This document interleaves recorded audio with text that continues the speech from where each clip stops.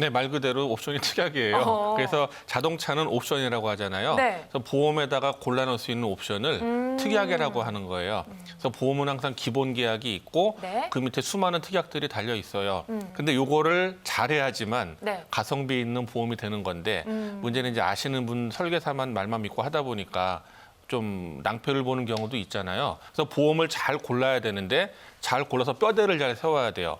그래서 우리가 흔히 말하는 실비, 암 진단비, 뇌혈관, 심혈관 진단비, 수술비 이런 것들을 뼈대로 세워놓고 네. 나머지 특약들을 잘 골라서 넣을 수 있는 게 중요한데 이 특약의 수가 보통 한 보험당 100가지, 200가지가 돼요. 너무 많은데요. 예, 그중에서 2, 30가지를 잘 추려내는 것들이 방법인데 네. 요거는 이제 일반인들이 하실 수가 없다 보니까 전문가를 찾게 되는 거죠. 특약이 왜 중요한 건가요?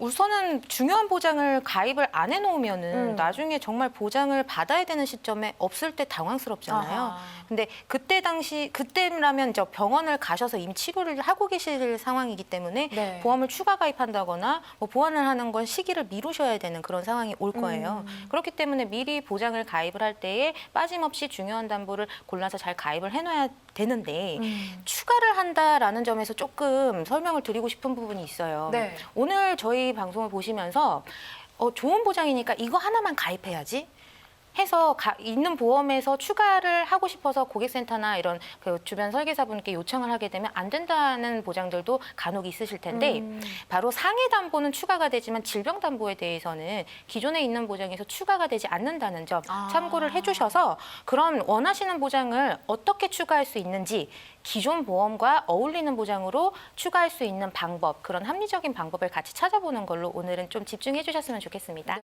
저는 우선적으로 네. 상해 후유장이라는 특약을 조금을 추천을 드리고 싶어요. 우선 상해 후유장이란 뭐냐? 뭐 교통사고나 예기치 못한 사고, 상해의 외부적인 요인으로 인해서 쉽게 말하면 팔, 뭐 다리, 머리 등 일부분의 장애가 아니라 국가에서 뭐 장애인이라고 얘기하죠. 그거는 국가에서 이렇게 지정을 하는 거고 네. 장애 몇 %가 내가 조금 불편해졌다라는 것을 장애라고 표현을 하거든요. 네. 그래서 이러한 발생 사유가 생겼다면 보상을 하는 그러한 특약입니다.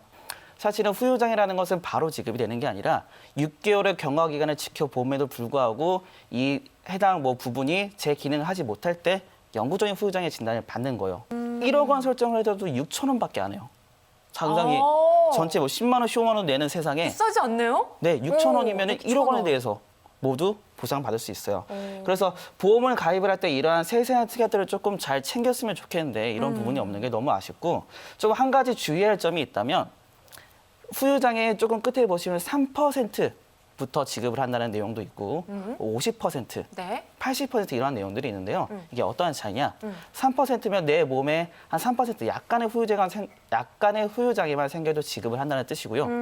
50%는 말 그대로 내 몸 전체 중에 반이. 50%가 망가져야만 지급을 한다. 그리고 80%는 내 몸의 80%가 망가져야만 지급을 한다라는 거예요. 그래서 이러한 숫자 하나하나 꼼꼼히 좀 점검을 하셔야 돼요. 그렇기 때문에 3%부터 후유장애를 추천드리고요. 숫자가 낮을수록 좋은 거네요. 네, 맞습니다. 그래서 이러한 특약을 조금 상해 후유장애 특약을 조금 추천드리고 싶네요. 사실 상해 후유장애보다 더 중요한 게 질병 후유장애예요. 질병. 예, 장애로 이제 쉽게 말하면 그 장애가 온다는 게 교통사고 같은 사고가 나서 장애가 올 수도 있지만 아파서. 예, 그게 더 흔하게 보이지만 사실은 병으로 오는 장애가 더 흔해요.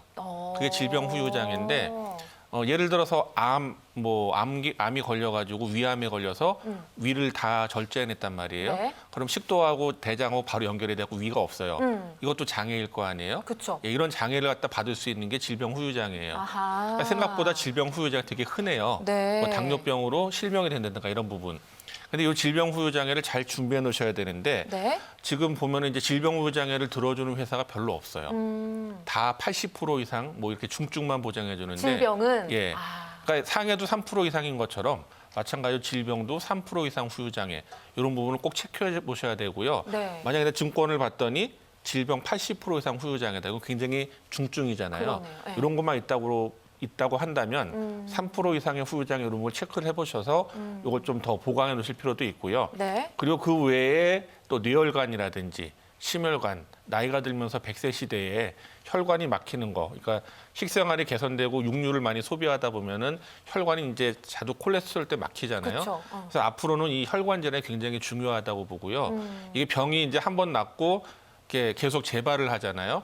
그럼 100세까지 계속 반복적으로 뭐 진단도 받을 수 있고 수술 받을 수 있단 말이에요. 그래서 이런 뇌혈관이나 심혈관 같은 경우에는 반드시 잘 그 100% 보장 범위로 준비를 하셔야 된다는 얘기고 또 말기로 갈수록 또 큰 질병들이 있어요. 나중에 나이가 들면서 간 질환, 말기 간경화, 말기 신부전증 이런 부분들도 굉장히 빠지지 않게 준비해야 될 특약이라고 봅니다.